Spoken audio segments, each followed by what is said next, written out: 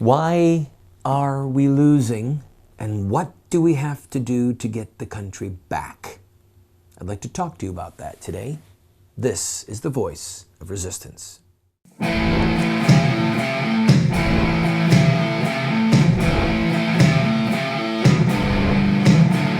Those who forsake the law praise the wicked. Those who uphold the law resist them.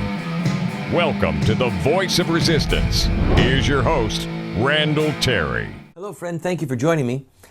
My wife told me when I gave a speech recently at a local church here in Memphis, and I spoke, and then Dr. Alan Keyes spoke. She said, that was hard on people, hard to hear. Wasn't a lot of laughter. And you should let people know ahead of time that you know, that I, Randall, know, that this is tough. This is strong medicine. So you're about to get the second helping of strong medicine on why we are losing in the culture wars, why we're losing in the political realm, and what we need to do to get it back. I want you to know ahead of time. I'm looking, more importantly, God is looking for some young Davids to fight the Goliaths of our era. This critical battle, and an entire industry arose of copywriters. You know what a copywriter is? It's somebody who writes a letter and then somebody else puts their signature on it. One of the saddest, darkest days of my life was when it came out that Mel White, who was a practicing sodomite, who came out of the closet, when he came out, because four of the best known evangelical leaders of that era, the 1980s, four of them known to every person in this room, you all know every name, he was ghostwriting their books. They weren't even writing their own books. They had hired, certainly unbeknownst to them, a man who was living a lifestyle and ultimately came out and then began to oppose them, to publicly fight against them. He was writing their books. Folks, that's about industry. That's about money. My name is big enough now that I can sell 100,000 copies or 200,000 copies of a book just by publishing it, because I've got this TV show or this radio show or this public persona. And I don't have the content of my soul or the time in my day to write the book myself. So I'm going to hire this person, give them a little theme that I want to write about, have them write it, pay them $5,000 or $10,000 or whatever it was, then publish the book with my name on it, and I get the royalty check. That's an industry.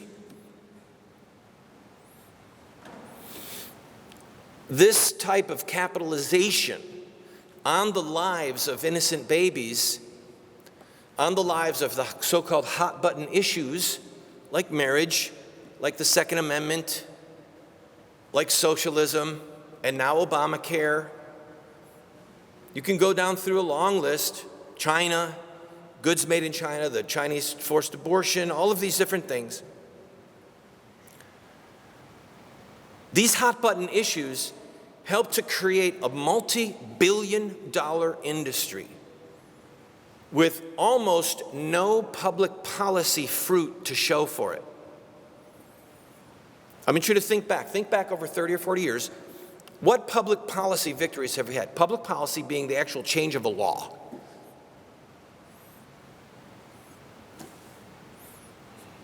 I mean, we're losing on the installment plan. While people keep sending out fundraising letters telling us that they're winning and that this is the key battle, and if we'll just send money now and we've got to stand against Obama and against his cronies or against the Supreme Court or against that, and we'll be your voice, and all you need to do now is to fill out this petition. And we're going to send this petition and hand deliver it to so-and-so. And by the way, at the end of the petition, if you believe in our work, would you please send a gift now? It's an industry, it's a gimmick, which then slowly transforms into collaborators. And this is the heartbreak. This is why we keep losing. Because ultimately, we collaborate with the enemy when we do or say or fail to do or say that which will work us out of a job. Why would I want a 401k to be involved in a pro-life group? I don't want to retire doing this. I want to end child killing. I don't want to be doing this for the rest of my life. I wanted to have gone on to write children's books or something. Not be fighting against child killing. The tragedy is that many Christian people would like child killing to go away. They want child killing to go away. But they don't want to be the one to make it happen. And here is the essence of the collaboration and how tragically we have had our courage literally cut out of us. If you study the successful movements of history for justice, for that matter, if you study the unjust ones, such as those making war on marriage, you will find at the vanguard those who say things that are intense and that rock the boat, who show images, who have in-your-face actions, who make enormous sacrifices, and then they have final fruit to show for it, victory. The pro-life movement has slowly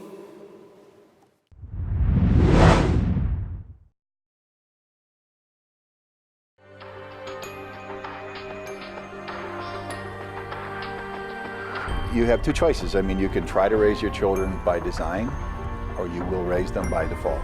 There are no perfect parents. We're going to get it wrong sometimes. If we have a plan, we've got a better chance of getting it right in the long run. There is something deep within the heart of every human being that longs for parental acceptance and approval. When does a boy become a man? Get a group of guys around and ask them that question. I don't think there's a certain age. Some men stay boys their whole life. I would say, 16, 18 years old. Wow, that's a good question. When they get bar mitzvah? Well, I think when he has a child. So I just became at 56, 56 years old. Without the power of the Holy Spirit changing us and giving us power over our sin, we can't hope to be the dads that our kids need us to be.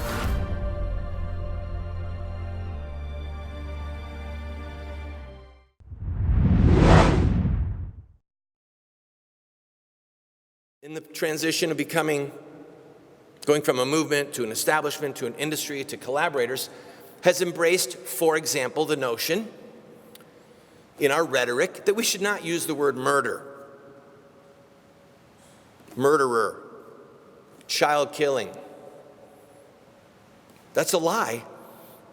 The commandment says, thou shalt not murder. It doesn't say thou shalt not abort. You don't abort a human being, you murder a human being. You abort the takeoff of a rocket. You abort a military plan. You don't abort people, you murder people. And the pro-aborts did polls years ago where they found that the one word that they could not overcome, that there was no overcoming it whatsoever, was the word murder. And so when we surrender that word and say we won't say murder of unborn babies, we've actually surrendered the best rhetorical tool in our entire arsenal, the best rhetorical weapon in our arsenal. And we've played right into their hands, and thereby we are collaborating with them. Imagine Jews saying, well, we're not going to say that there's a Holocaust and that they're murdering our people. We're going to use the Nazis' language, that it's the Jewish question, or the tension between the Jewish peoples of Europe and the Gentiles of Europe. We would say they were insane. You don't use the rhetoric of your enemy, but that's what many in the pro-life movement have agreed to do. Likewise with images.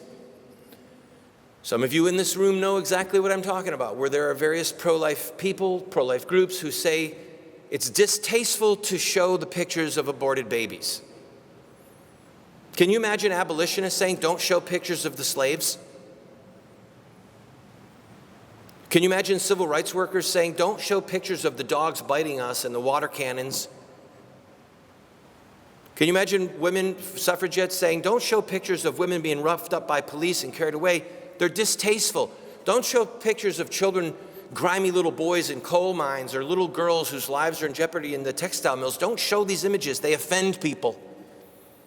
Or the other argument is, well, you don't want to show the pictures of the dead Jews because it hurts the feelings of the Germans who were involved with maybe turning over a Jew, or their cousin worked at a concentration camp, and we don't want to hurt their feelings.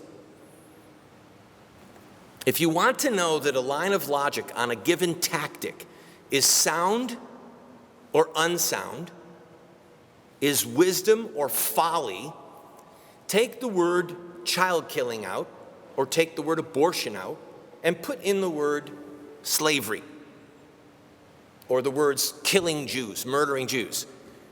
And then say the line of logic. And if it sounds stupid, idiotic, cowardly, treacherous, with killing Jews or with slavery, then 99 times out of 100, or maybe 100 times out of 100, it's cowardly and treacherous and foolish when it comes to child killing. We will never win, friends, if we agree to the terms of battle that our enemies want. So I'm a Jew. I'm in a concentration camp. I take pictures of Jews being killed, and I smuggle them out. And some of my frightened Jewish friends and some of my Nazi friends say, please don't show these pictures. It will upset too many people in Europe. If I agree to not show those pictures, what am I at that moment? I am a collaborator. I am a collaborator. The people who do not want to use the words of truth and show the images of truth are collaborating with the murderers. Likewise, the actions, sacrificial, in-your-face actions, the actions that were prevalent for all of the historical movements that were victorious, as well as the pro-life movement in the early stages, with groups doing sit-ins and having huge signs showing aborted babies. They were victorious in part because of their actions. Because their actions were sacrificial, because their actions disturbed people, because their actions called to the higher angels of our nature to join us in these actions. If we are going to prevail, we're going to have to forsake being part of the collaborators. We're going to have to.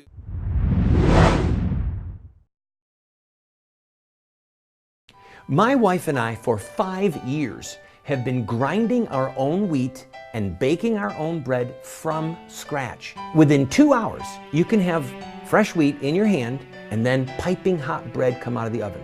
The most nutritious and delicious bread you will ever have. And we do it for under $1 a loaf.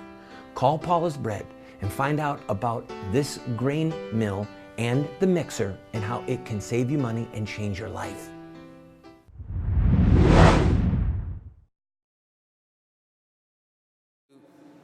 Take away the resources of those that are collaborating. Let the industry wither. Let it dry up by the roots and die. Really investigate who you're giving your money to would be a simple thing. What are they really doing? What are they doing? What are you getting for, what bang for your buck are you getting? And are they telling you that if you'll just give money, you have discharged your duty? Martin Luther King didn't say, send us money. He said, come to the Edmund Pettus Bridge, march with us. Sacrifice, take risks with us. I believe that every person in this room would like to see child killing ended. And by the way, calling it child killing, again, don't use the word abortion. Jar the conscience. Use the words that cut to the heart. Barack Obama is a child killer. All right? Harry Reid. But maybe just as sad and bad is that John Boehner and Mitch McConnell are collaborating. I'll make this final point and then to make my point, and then I'll close. When Speaker Boehner took the speakership, a group of us met with him and said, here's what John Boehner has said publicly about the number one priority of human life and all these flowery words. And we said, we're going to hold his feet to these words. If he does not defund Planned Parenthood, we will run a primary against him and we will consider him to have betrayed us. You know the history. He caved in, restored funding to Planned Parenthood, a criminal syndicate committed not only and most horrifically to the murder of babies, but also to protecting pedophiles and pimps and the illicit trade in human flesh. So we ran a primary against him. Found a resident of the Cincinnati area who ran, got 16% of the vote, showed aborted babies on TV and said, John Boehner has blood on his hands. He is a collaborator. As we ramped up to that budget fight, every pro-life group in Washington, D.C. worth their salt was sending out press releases saying what a great guy Boehner was, and this was our moment of victory. And then when he caved in, he collaborated with Obama and Biden. Not one group that was based there, except the one that we were involved in, not one group sent out a press release saying anything. Nothing. Not a word of, oh my gosh, we're shocked, how tragic, a word of condemnation, we've been betrayed. Nothing. Why is that? Collaboration, establishment, industry. We don't want to tick them off, we want access. We want a photo op. We want to be able to get a meeting, get a picture with them so we can raise money. That's why we're not winning. So the simple closing to the speech is invert everything I've said. The two epic battles that we face right now for the heart and soul of this republic are the killing of our children and the attack on marriage, the war on marriage. They take precedence over all things economic. When we see that 1/3 of evangelicals and 55% of Roman Catholics voted for President Obama, for example, we see the level of disconnect of people who are voting either party line or economic interest, whatever. I can't figure it out. But they're not, our votes are the political currency of our virtue. So we have to vote in such a way that reflects the hierarchy of good and evil that God has established in his law. And there is a hierarchy of good and evil. If we're going to prevail, we who are willing to be the hands of God, the feet of God, the body of Christ, the weapons in God's hands, whatever terminology you want to use, we have to be willing to employ the tactics of successful.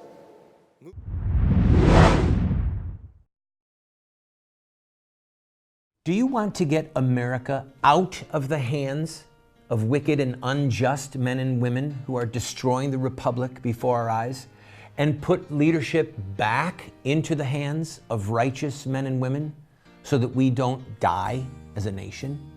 Well, you're talking about social revolution, and there are rules in social revolution. We can look at the victorious social revolutions of the past, such as the end of slavery, the end of child labor, women's voting rights, the end of segregation, and so much more, and learn from their victories. Look at their actions, their images, their rhetoric, their sacrifices, and their final fruit. We will send you this series that originally cost $129, 7 books for students, 1 teacher's guide, if you'll give a gift of any size and just pay for shipping and handling. Take advantage of it today. Why does a nice guy like me keep getting thrown in jail? I have been arrested almost 50 times and spent over a year of my life locked up in various prison facilities. And I wrote a book, many books. In fact, one of them is called Why Does a Nice Guy Like Me Keep Getting Thrown in Jail? It's a theological work, answering those who say that the church should not be involved in politics or that we should retreat. I encourage you to get it. In fact, get one and give it to your pastor.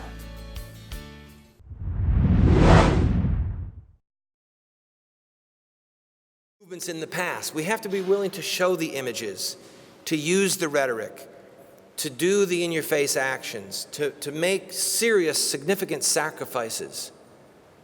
Then we will enjoy the final fruit of making it a crime to kill an unborn human being from conception till birth. And that means that it has to be a criminal act for the mothers. What level of criminal act we can let our state legislators debate, or our federal legislature. You can't say it's murder to kill a baby, but we're not going to prosecute moms. It's absurd. The purpose of law is so that you don't want to bear its punishment, right? There have been times when a lot of us would have done a lot of criminal things, but we were afraid of getting in trouble. I didn't want to go to jail for it. So we have to be willing to echo the spirit and the sentiments of successful movements in the past and apply it to the life and death struggle for our nation's soul, specifically regarding human life and the sacrament of marriage, if we are going to prevail. If we will do that, we can win. If we don't do it, we will continue on the trajectory that we are on. And when this nation, if that happens, when this nation ends up on the ash heap of history, like Winston Churchill saying that World War II should have been called the unnecessary war, historians will look back and say this was the unnecessary loss of arguably the greatest republic since ancient Israel. Greatest nation under God, of a nation of laws based upon God-given law and God-given rights. They will say, what a tragedy. But if we will rise to the occasion, if we will be the Christian community, be the church, if we will herald the truth, if we will fearlessly proclaim the truth and show the images and take the actions that are correspondent, that properly correspond with the evil at hand, I'm confident that the words of Christ are true. I will build my church, and the gates of hell will not prevail against it. We can become the battering ram in the hand of God to drive this Holocaust back to hell where it came from. Thank you. God bless you.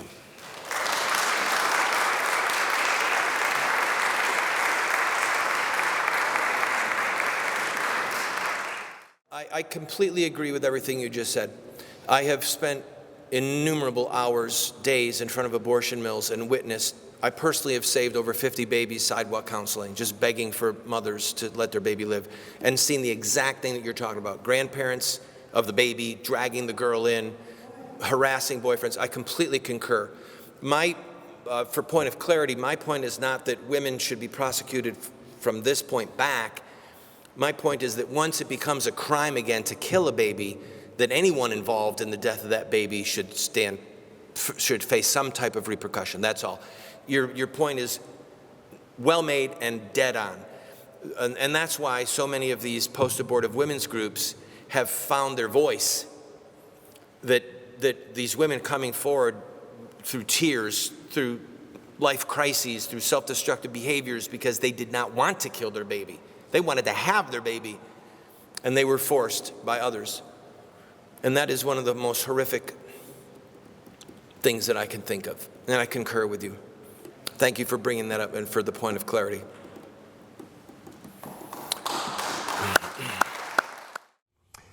Well, I hope that you were strengthened, challenged, hope that some food for thought came to your mind as a result of that speech that I recently gave in Memphis, Tennessee. In tomorrow's program, and for 3 shows, Dr. Keyes gave a brilliant speech at this church, and we are going to air that for your viewing, not just pleasure, but for your viewing instruction.